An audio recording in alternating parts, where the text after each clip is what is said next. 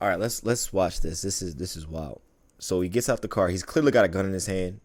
You read his lips. He said, "Get the f out the car now." He's yelling. He's pointing. There's no audio to this video, which sucks. He tries to grab the wife's camera, yelling and pointing. Tries to grab the camera again. Doesn't work. More yelling and pointing. Husband's clearly got a gun in his lap, not using it. Guy walks away. Wow. And he drives off. The only thing I did notice right here, when they zoom in, you'll see that there looks like there's glass on the ground right behind the guy's car. But from the police report and the news report, it says that this guy followed the couple to their home.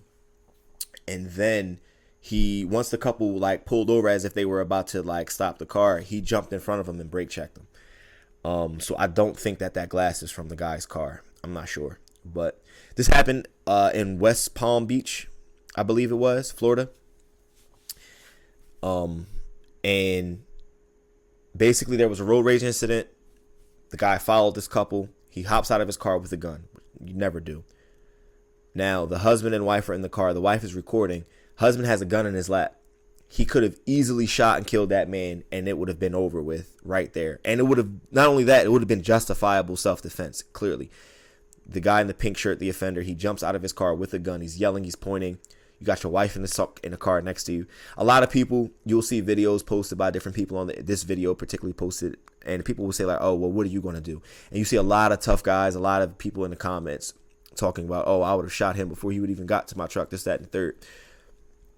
Again, it's justifiable. It would definitely be justifiable self-defense. The moment you're in an altercation and a gun is involved, it's automatically, deadly force is automatically in play, even if you don't use the gun.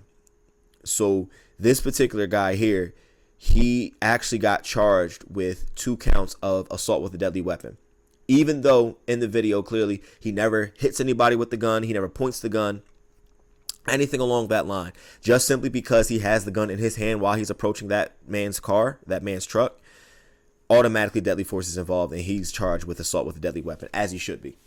But again, I think the husband here, he exercised his retention, he exercised his restraint very, very well, where he was able just to simply use his hand to kind of keep the guy's hands out of his truck while holding onto the gun in his lap the whole time, and he never once used it, which I believe was smart.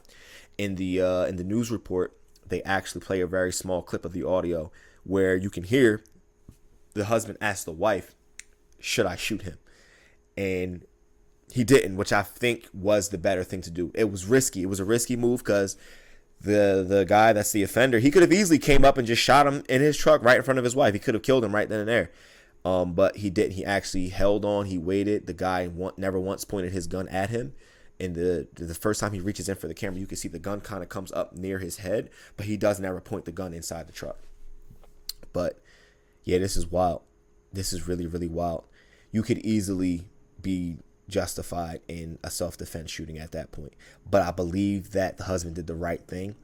There were no bodies that had to be picked up that day.